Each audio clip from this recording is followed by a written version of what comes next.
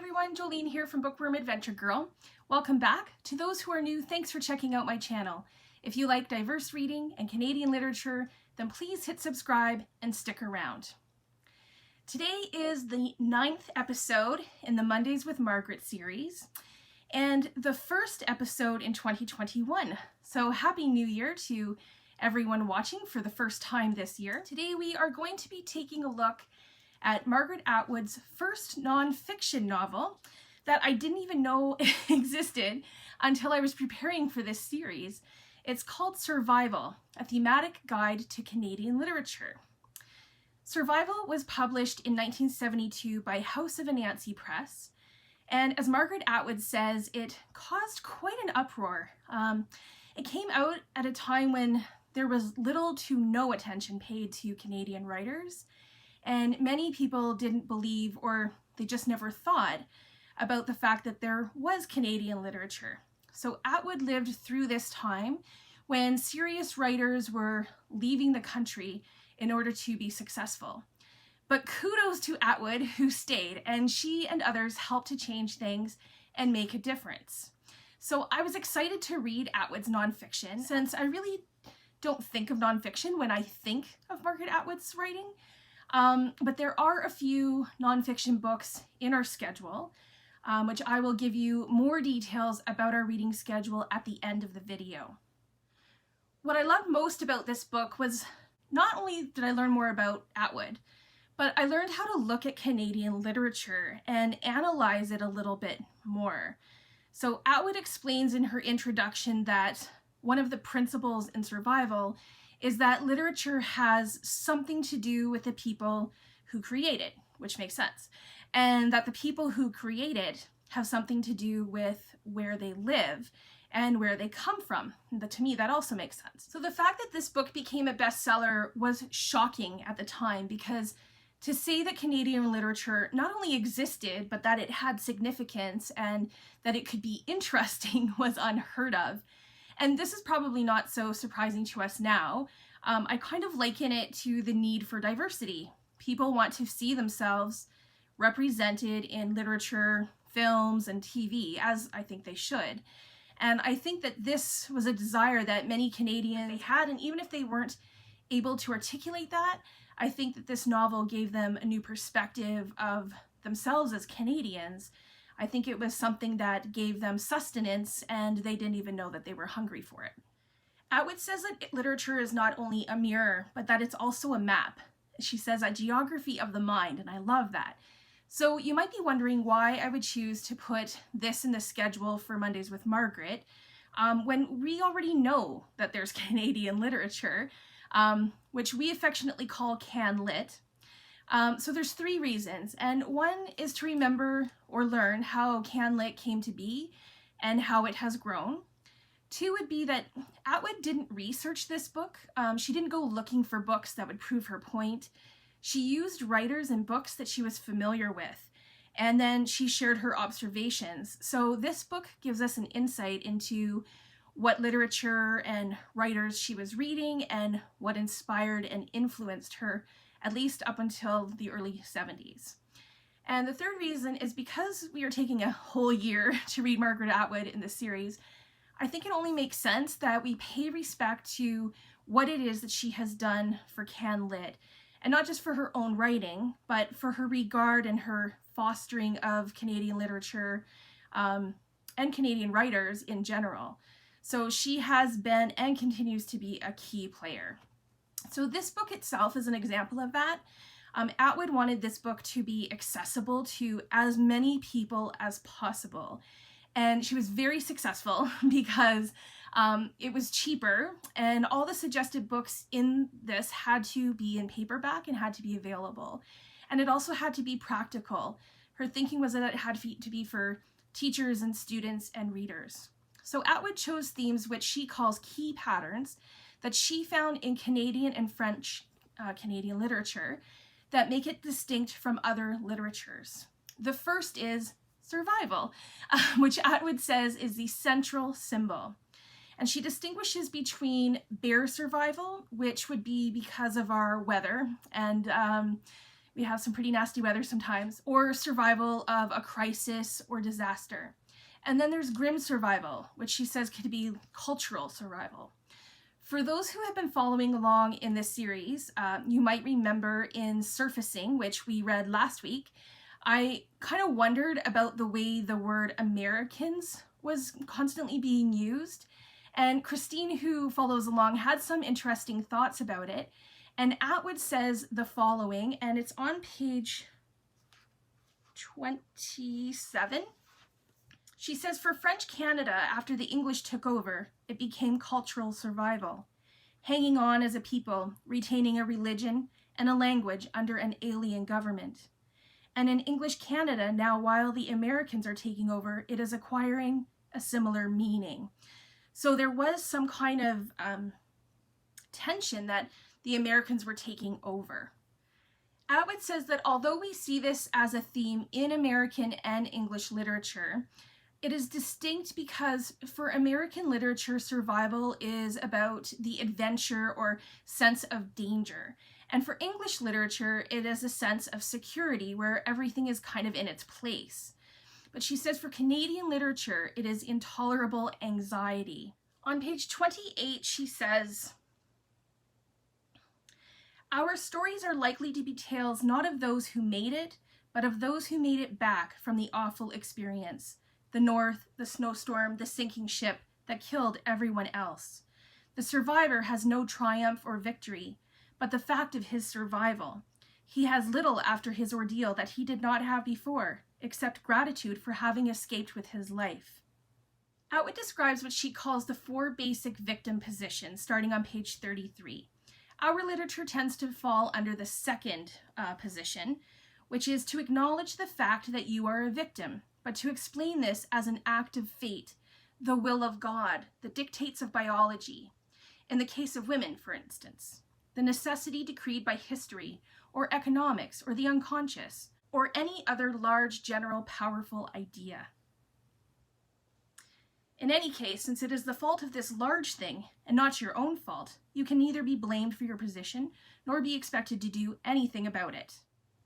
Chapter 2, 3, and 4 deal with the patterns Canadian literature has made of what white people have found when they arrived here. So the land, the animals, and Indigenous peoples. Chapter 2 focuses on nature and looks at the types of landscapes we see in Canadian literature and the kinds of attitude that they mirror. On page 45, I really like this quote. It says, there is a sense in Canadian literature that the true and only season here is winter. The others are either preludes to it or mirages concealing it. There is a 3-line poem by Alden Nolan called April in New Brunswick, which puts this case perfectly. Spring is distrusted here, for it deceives. Snow melts upon the lawns, uncovering last fall's dead leaves. 2 ideas came out of the 18th and first half of the 19th century. It went from cities are bad, nature is good, to nature is like a mother nurturing and guiding us as long as we listen to it. So most often these attitudes and reality clashed. So again, for those who have been following the series, you will recognize the name Susanna Moodie. And I will leave a link to the week that we talked about the journals of Susanna Moodie below in the description box. Atwood uses Moodie's 2 books to make this point, and I want to share one of them on page 47. She says, but the tension between what you were officially supposed to feel and what you actually encountered when you got here and the resultant sense of being gypped is much in evidence. In Roughing It in the Bush, Mrs. Moodie's determination to preserve her Wordsworthian faith collides with the difficulty she has in doing so when nature fails time and time again to come through for her. So the result is a markedly double-minded attitude towards Canada. While reading this section, I also found something else interesting. I have mentioned from the very first episode of the series on November the 8th that drowning has been a theme throughout everything that we've been reading of Atwood's writing. So I thought I would share with you one of the things that Atwood says about nature and death in Canadian literature, and this is on page 52. The Canadian author's two favorite natural methods for dispatching his victims are drowning and freezing. Drowning being preferred by poets, probably because it can be used as a metaphor for a descent into the unconscious, and freezing by prose writers. Why this should be so is evident if you think about the other methods made available by the actual environment. There is lots of water and snow in Canada, and both are good murder weapons, but other plausible weapons are few. So I liked it that finally I get my answer of why there's so much drowning in her writing.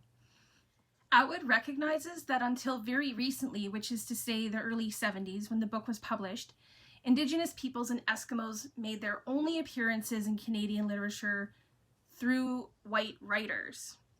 On page 95 it says, "The Indians and Eskimos have rarely been considered in and for themselves.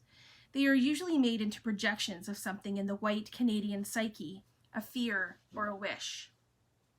She does give some examples from American literature as well, but for this one in particular, I just want to focus on the Canadian literature that she talks about, because I think that this is an important piece for us as Canadians. I think that this has a lot to do with the identity of Canadians, and it has contributed to harming so many Indigenous peoples living in Canada. Atwood talks about a dual literary tradition existing, and that is victor or victim. She says Indigenous peoples as victors is not about them being evil, but about them torturing and killing white people that the author identifies with. She says as victims, it is not about them being superior, but that they are being persecuted. On page 96, Atwood says, "Please note that none of this need have much to do with how Americans and Canadians treated Indians historically." And I must say that I disagree with her here. To me, you can't say that this is not our attitude after saying that our attitudes are, symbolized in our literature and then say it has nothing to do with it. And I realize that I am looking at this almost 40 years later, but I would say that having Indigenous people killing white people in our literature does not show them in a positive light. And especially if it's the only way that Indigenous people can read about themselves and the only way that other people can read about them. It doesn't depict them any other way.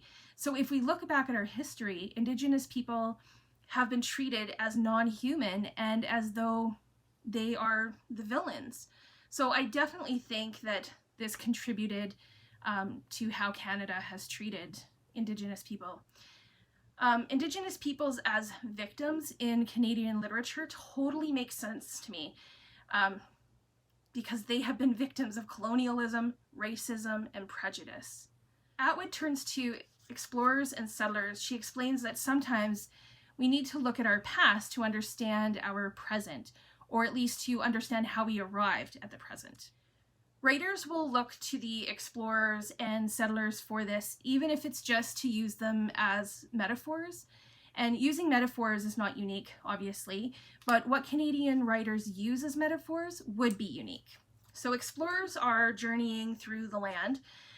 They're looking for something specific, whereas settlers are those who are clearing the land and choosing a place to settle. So if literature is going to send someone out on a quest or on an adventure somewhere in Canada, then it needs to deal with the Canadian landscape. So there's mountains, forests, the Great Lakes, the oceans, rivers. And Atwood takes a guess and says that Canadian literature has two types of explorer themes. One is an exploration that doesn't find anything, and the other is doomed exploration where the explorers find death.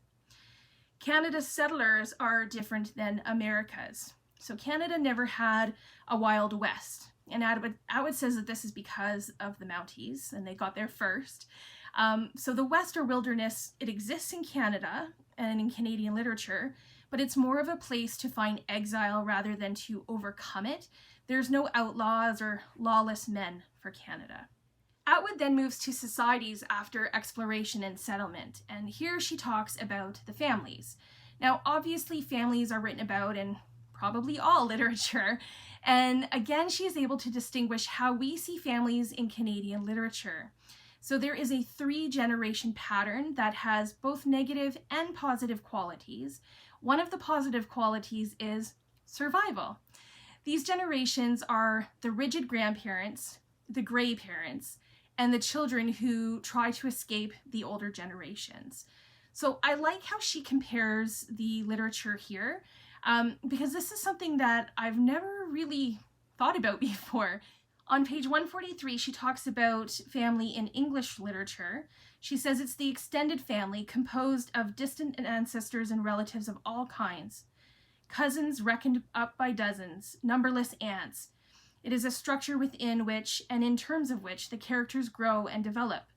The hero seldom really breaks away. Even if he has a tiff with his family, he still views himself and is viewed by them as a member. And she talks about the American family in American literature. She says is something the hero must repudiate and leave. It is the structure he rebels against, thereby defining his own freedom, his own frontier. In Canadian literature, the family is handled quite differently.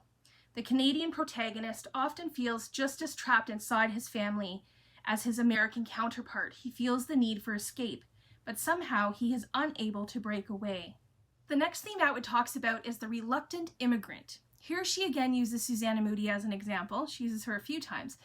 American literature also has examples of an immigrant novel, but it's to a lesser extent and with particular differences. And this is a difference that I think most Canadians can identify with, as how we are different with our neighbors to the south. Not just in literature, but in reality. We often hear about the melting pot versus the mosaic. So on page 166, she says the difference is in the outcome. In a typical American plot, the immigrant throws away his old values and espouses egalitarian democracy. The price America demands is a leap into the melting pot. He must attempt, and often he desires, to efface all traces of his ethnic origins in order to become a real American, to take on a new identity. His reward is material success, sanctioned by American ideology. But a typical Canadian plot has certain important differences. First, Canada does not demand a leap into the melting pot, though the immigrant may decide to attempt one anyway. Secondly, if he does wipe away his ethnic origin, there is no new Canadian identity ready for him to step into. He is confronted only by a nebulosity. A blank, no ready-made ideology is provided for him. And thirdly, though he has sacrificed his past and tried for success, he is much more likely to find only failure. The sacrifice has been made for nothing. Not nothing plus money, just nothing.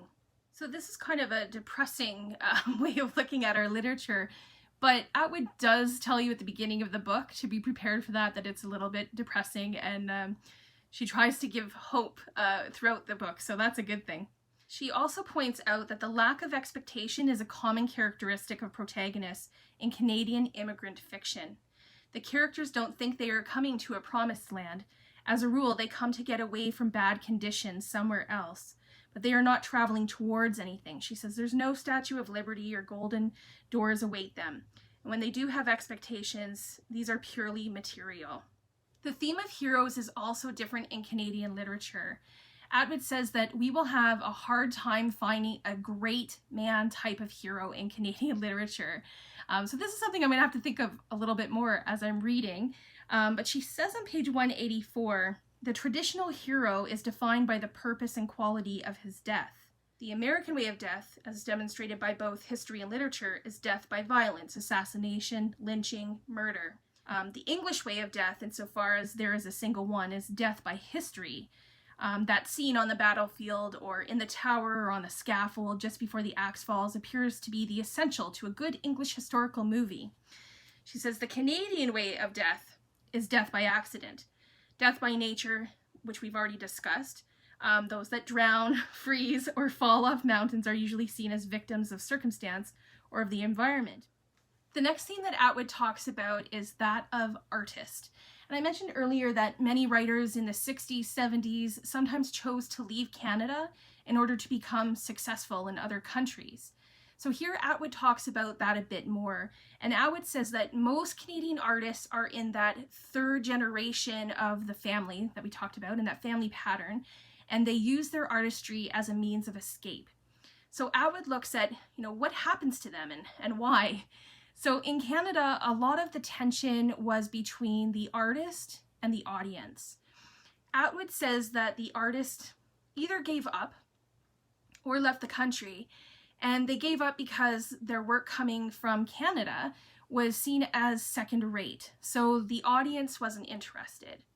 And if they chose to leave Canada, they either had to make the choice to write for the new audience, which meant essentially kind of giving up their own identity and who they are as individuals, or write something of their own identity that the audience wouldn't identify with.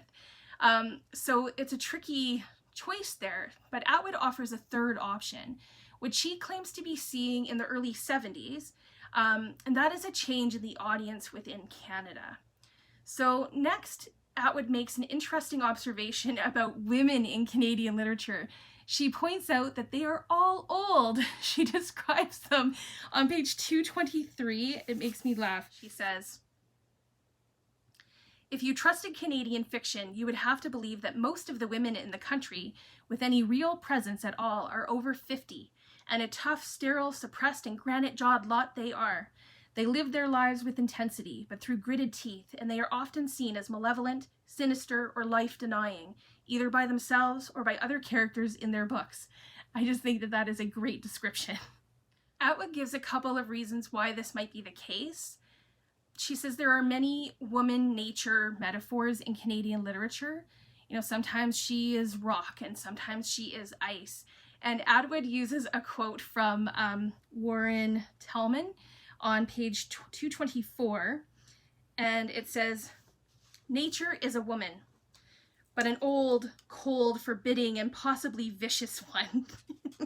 I will have to think about this a bit more to think if this has changed since the original publication of this book. My hope is that Canadian literature has included at least some real women living normal lives, although when I think of that, I think, well, maybe that might not be much of a story, and so that's why it's not being told. Atwood takes an entire chapter to talk about the difference between Canadian literature and French Canadian literature. So I'm so glad that she did, because I don't really know much, if anything, about Quebec's literature, because I would have to read it in translation. So even if I did, there would be something lost probably in the translation. So some of the differences that Atwood brings up are that both Quebec literature and English Canadian literature have religious imagery. And on page 245, she talks about this. She says, "But whereas the rest of Canada goes in more for Old Testament and biblical imagery, and especially for heroes such as David and Noah, Quebec literature naturally enough prefers liturgical images. Saints, martyrs, sacramental objects, and Christ loom large." She also says that nevertheless, both halves tend to choose the negative rather than the positive versions of the religious symbolism made available to them by their respective cultures. Again, I told you it's depressing. That is, English Canada depicts failed Davids rather than triumphant ones. Noahs that sink more often than they float. It chooses Moses wandering in the desert rather than Joshua entering the promised land. And French Canada prefers saints and martyrs at the moment of their suffering, mutilation or death, to the same figures received in glory, and Christ on the cross to Christ in any other version. So there we go. We're a bit of a downer again. So we've already talked about the theme of survival, but for Quebec literature, this includes cultural and religious survival as well. Two other themes that Atwood brings up, which I found a little surprising, were the theme of thwarted incest and the theme of total entrapment. And Atwood explains this on page 257. She says that the thwarted incest in a literature that is so family-centered, there are few other available love objects. And the entrapment piece is the plight of English-Canadian characters trapped by their family ties, seems mild compared with that of the French-Canadian ones. Because she said in Quebec, it seems you can't leave home at all, and if you do, you'll want to go back, no matter how miserable home was when you actually lived there. And then Atwood also mentions that Quebec authors love to have their characters start fires or die in them. So I thought that that was very interesting, and if you are familiar with French Canadian literature, then please let me know if this is something that you have found, or is this something that you think is true? In the final chapter, Atwood emphasizes a few of her points about Canadian literature that I think are really important. And the first is that there is a difference between Canadian literature and Canadian content. So you can't just have a character, all of your characters going to Tim Hortons and saying A all the time and call it Canadian literature or Can Lit. And number two, Canadian literature does not exclude universals, but it's the attitudes to the subject matter and through the attitudes, the kinds of images and the outcomes of the stories that are what set it apart. Okay, so I know that was a lot, but there is so much in this, and I think it helps to set up some of our reading later on, because, you know, now we can maybe be more alert to these themes in Atwood's writing, or really any other Canadian literature that you might be interested in reading. So the book suggested tons of authors and books. So some of them I was aware of, like Farley Mowat, Margaret Laurence, Earl Birney, but there were many that I wasn't familiar with. So what I'm going to do is I'm going to leave a list of the authors in the description box below. So if you want to read more Canadian authors who were writing before the early 70s, then you will have a list to choose from. We have 43 more weeks to go, which I know sounds like a lot, but these past 2 months have flown by. So I am really looking forward to reading more Margaret Atwood with you. Right now, the reading schedule goes until the end of March, but I am going to go over the next 4 books that we are going to be looking at. So we will have the schedule until the end of April, and I'll make sure that I put that below as well. So we will be reading 2 poetry books and 2 novels in April. First up on April 5th is a poetry collection, Interlunar, which was published in 1984. Next is probably Atwood's most recognized and popular book, The Handmaid's Tale, originally published in 1985. And next is more poetry. This time we will be doing the Selected Poems 2, published in 1986. Now for this one, there's also this edition, and I know that some of you are reading Eating Fire. Let me see if I can get that one up here. Eating Fire. And if you are, not a problem. We're not reading everything all over again. We've already read most of them. We will be looking at 2 sections. Snake Poems, which we didn't do on its own. And then there's also a section of new poems in this. And I don't think Eating Fire has the new poems, but it definitely has snake poems in it. Finishing up April on the 26th is another novel, Cat's Eye, originally published in 1988. So that will bring us to the end of April. And as always, like I said, the reading schedule is below in the description box, and I have added April to it. So please let me know what you thought of Survival. Did you agree with these themes? Can you think of others that maybe there's new ones? Do you think there's anything that needs to be added or changed since this was written? I look forward to chatting with you in the comments. Thanks again for watching. I hope you have a wonderful day, and don't forget to make every day an adventure.